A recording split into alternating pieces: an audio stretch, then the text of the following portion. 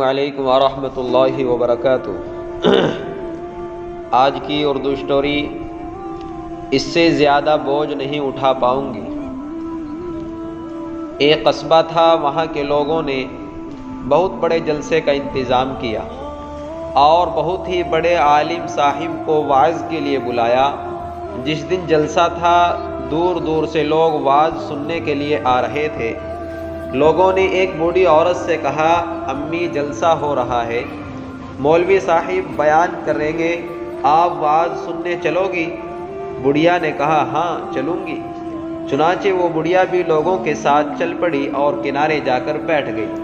وعظ کے دوران مولوی صاحب نے ایک مسئلہ بیان کیا کہ سخت زمین پر پیشاب ہرگز نہیں کرنا چاہیے، کیونکہ پیشاب کے چھینٹے جہاں جہاں پڑیں گے وہیں سے عذاب ہوگا اور آگ لگے گی، لہذا نرم زمین ہو یا ریتلی اس جگہ پیشاب کرو گے تو چھینٹوں کے عذاب سے بچ جاؤ گے۔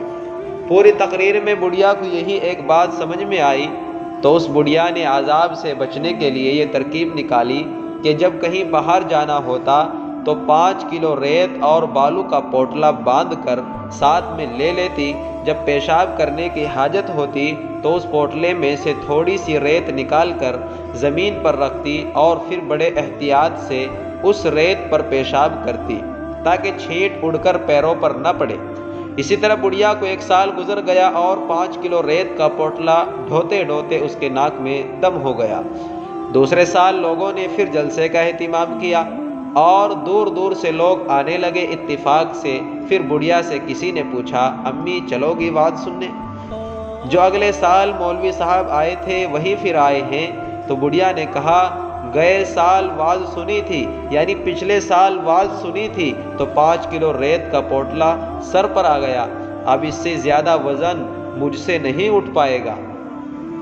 فائدہ: اللہ رب العزت کی ذات سے کیا بعید اسے اس بڑھیا کا یہی عمل پسند آ گیا ہو اور اس کی مغفرت کے لیے یہی کافی ہو گیا ہو۔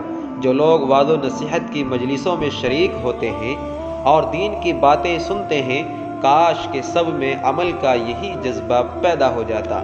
سامعین، اس طرح کی ویڈیوز دیکھنے اور سننے کے لیے آپ ہمارے چینل کو سبسکرائب کریں، بیل آئیکن کو پریس کریں اور آگے تک بھی شیئر کریں۔ ملتے ہیں اگلی ویڈیو میں، تب تک کے لیے السلام علیکم ورحمۃ اللہ وبرکاتہ۔